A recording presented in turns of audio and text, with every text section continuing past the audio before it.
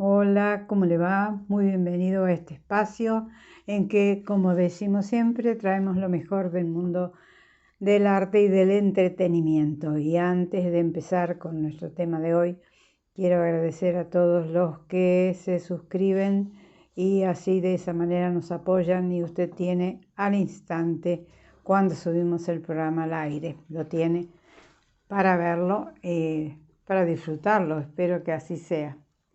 Bueno, voy a empezar el programa de hoy mostrándoles la tapa de un libro.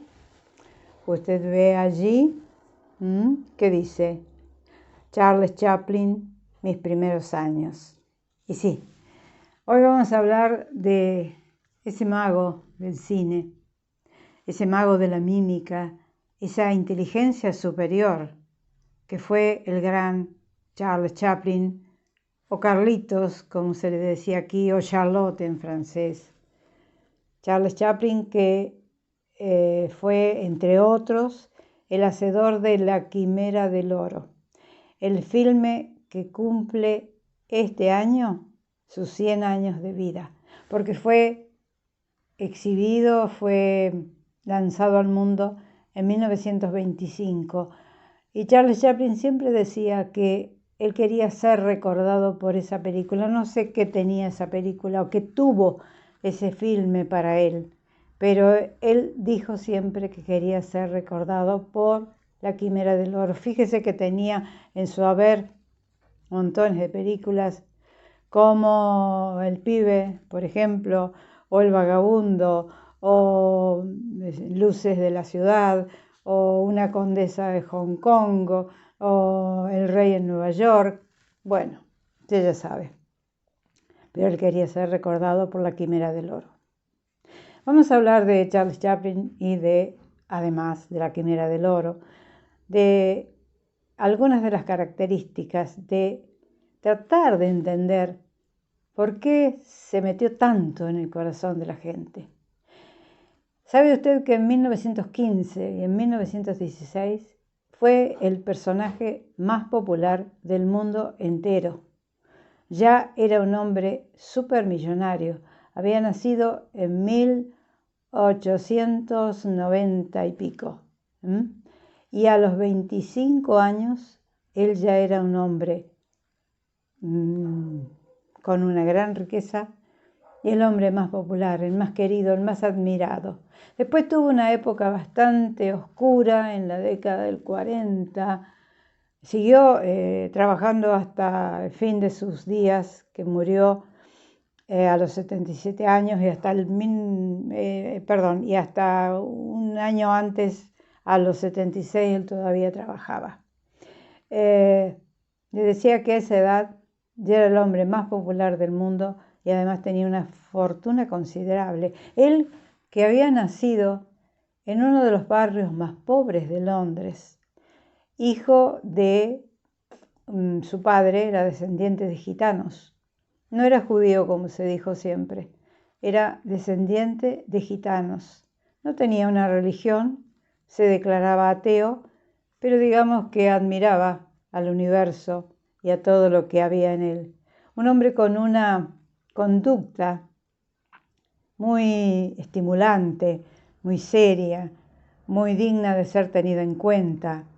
Un hombre que, así como concitó el favor del público y el amor del público, también concitó odios y resentimientos, porque él, que se había dedicado siempre a destacar la crueldad en la cual vivían los desvalidos o los pobres, también fue en su momento denunciado por la censura norteamericana por el macartismo como comunista y se tuvo que ir del país.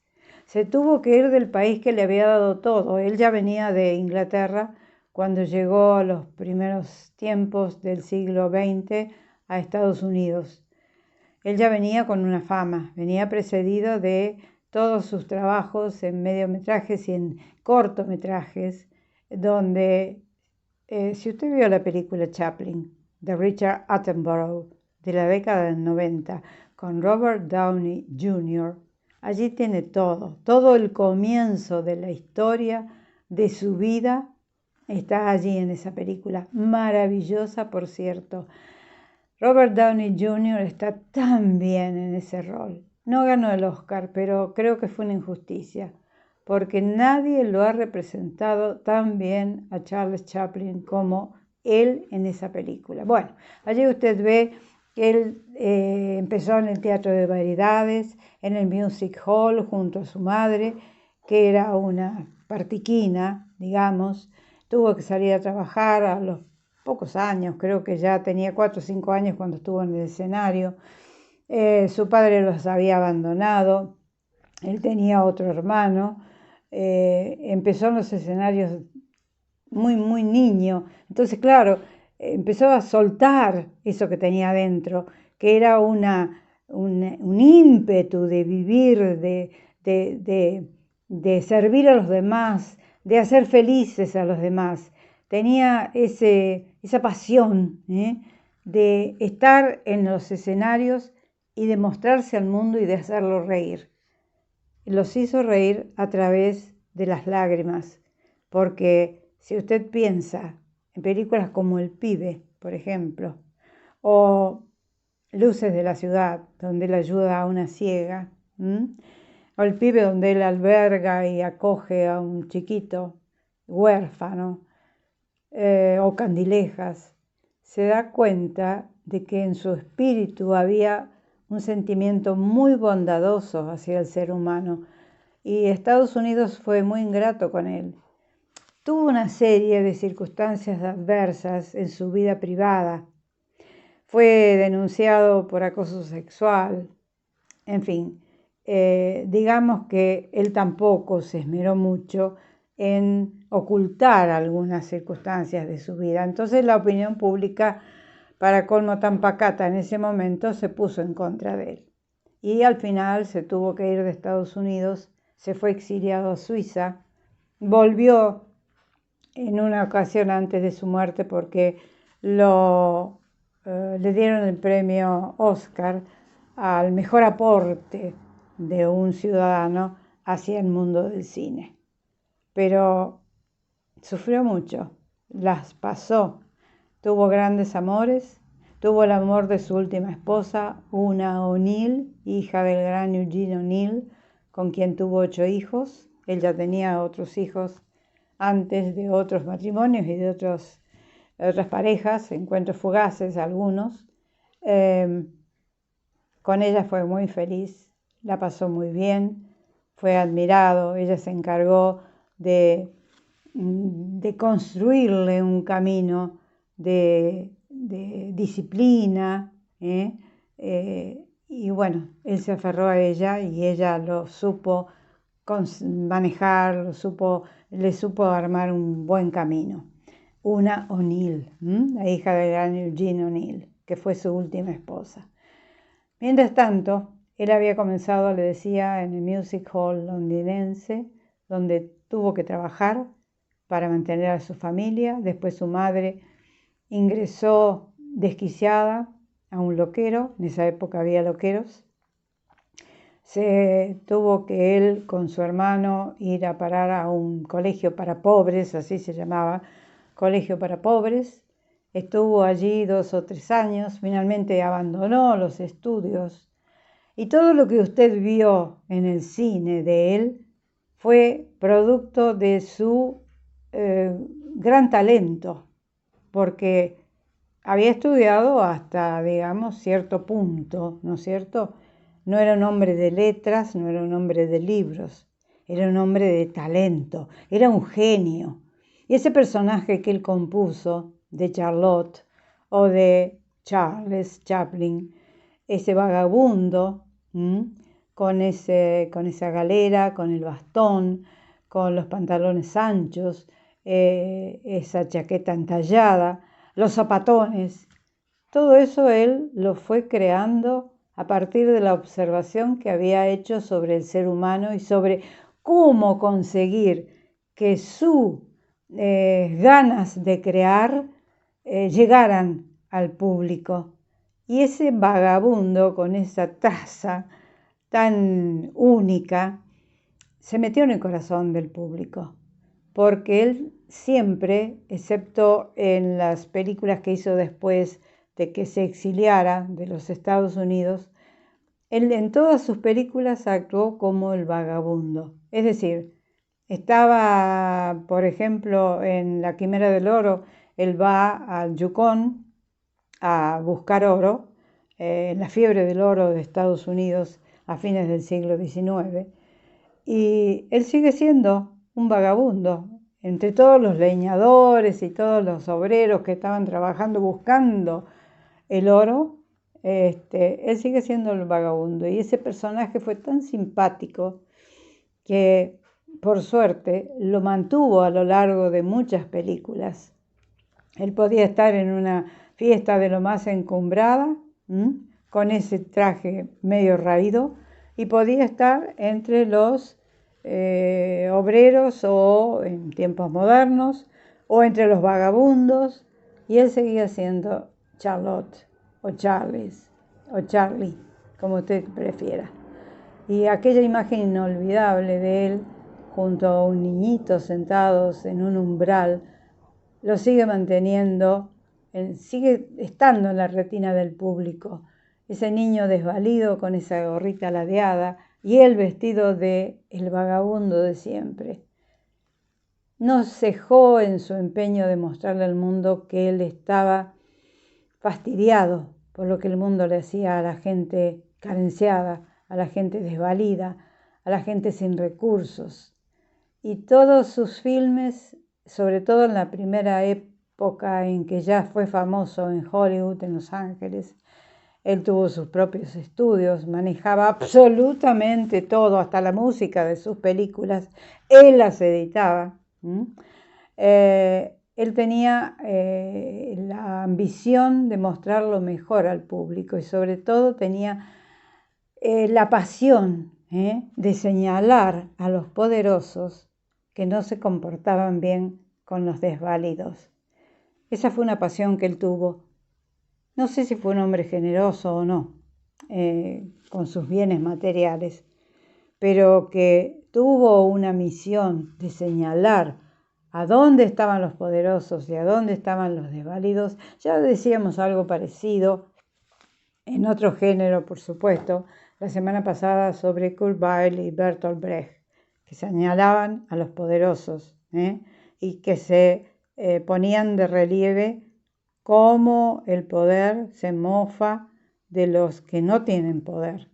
Bueno, él hizo lo mismo, con ese aire inocentón e inteligente que tuvo en sus filmes, de señalar, de albergar, de acoger a los débiles y de mofarse de alguna manera de los poderosos. Y en La Quimera del Oro, él va al Yukón, cubierto de nieve, puso mucho dinero para esa película porque él se las producía. Hizo una productora incluso con Mary Pickford y David Griffith. Hay unas escenas que están en unas grandes montañas de nieve o tumultos o cúmulos de nieve, y allí el vagabundo tiene que luchar con otros forajidos o prácticamente forajidos que acaban terminando todos de ir a buscar oro para hacerse ricos de la noche a la mañana, cosa que no era nada fácil, y más que había que buscar en medio de la nieve. Así lo muestra él en la película. Hay escenas en La Quimera del Oro que son inolvidables. Por ejemplo, el baile de los panecillos, o cuando él, muerto de hambre, él y el compañero de cabaña, donde están los dos alojados mientras hay una tormenta de nieve infernal, se mueren de hambre. Y entonces Charlotte, con todo su talento y su ingenio, se saca uno de sus botines y lo hierve para poder así alimentarse. Mientras el compañero de cuarto, que era un solo cuarto, la casita, la casucha, lo ve a él con ojos de simpatía, porque en algún momento esa figura del vagabundo se transforma en una enorme gallina. ¿Y qué piensa el compañero de cuarto? Sí, claro, tenían que sobrevivir.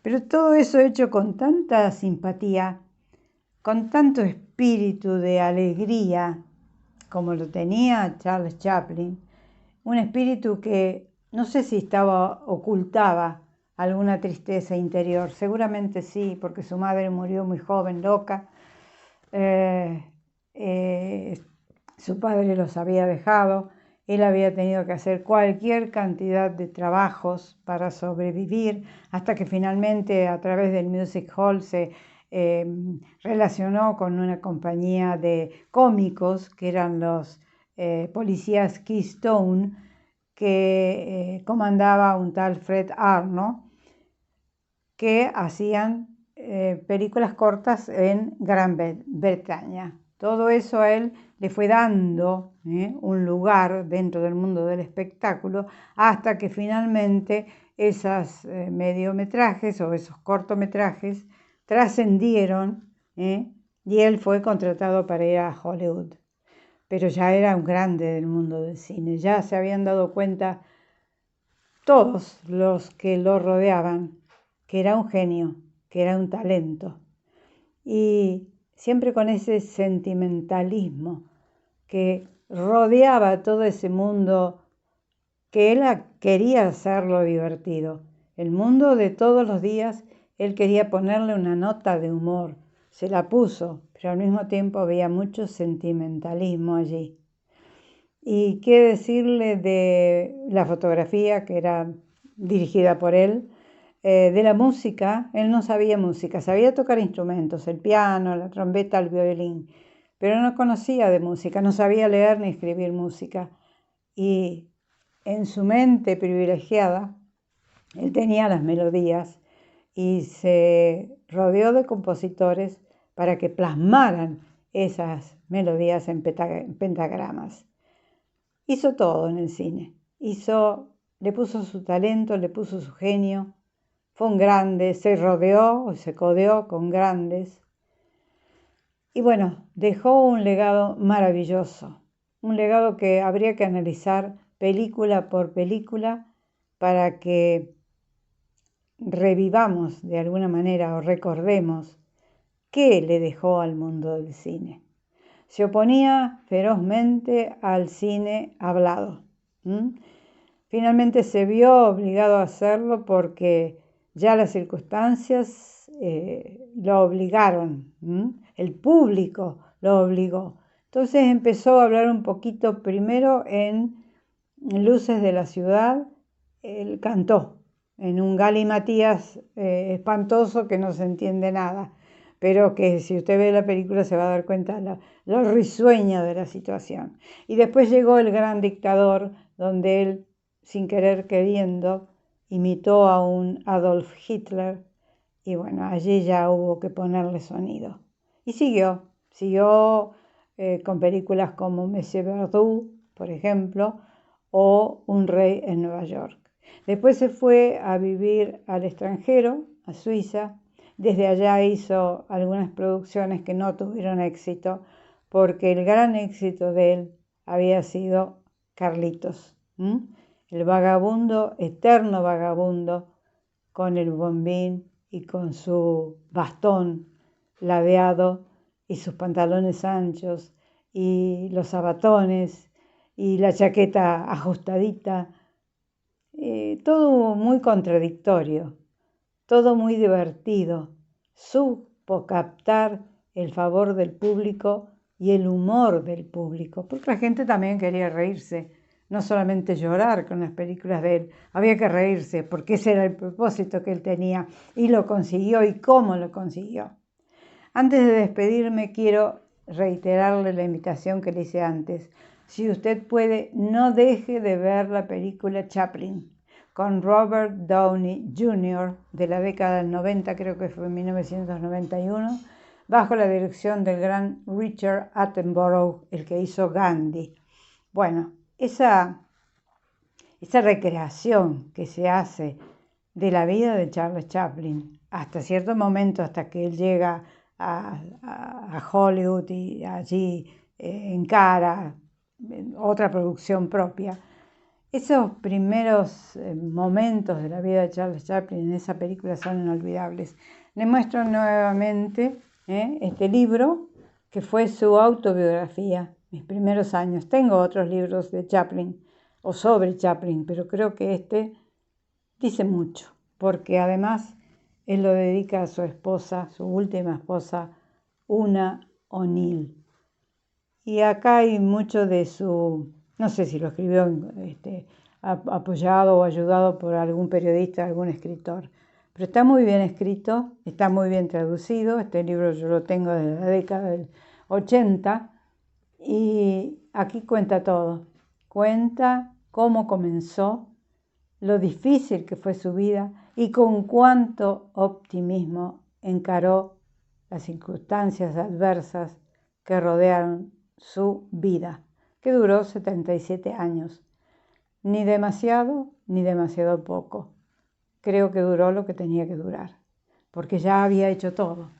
Y las últimas producciones de él después de Candilejas no tuvieron mucho éxito, porque había dejado al vagabundo. Quizá él debería haberse seguido, hubiera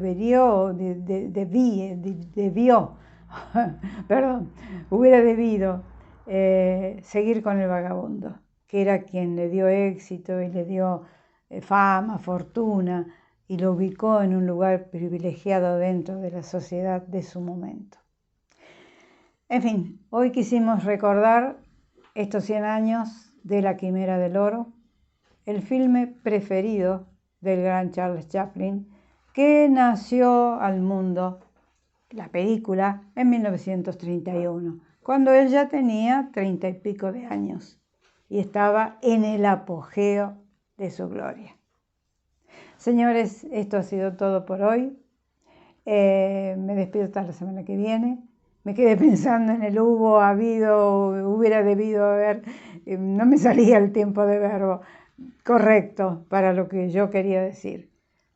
Cosas que pasan en cuando uno hace las cosas con pasión, con espontaneidad y sabe que del otro lado siempre hay alguien que lo está escuchando. Y que gracias por estar allí. Gracias por las suscripciones. Gracias a Gustavo Seifer, a todos ustedes. Será hasta la semana que viene, en que, si Dios quiere, estaremos nuevamente juntos. Chao, hasta siempre.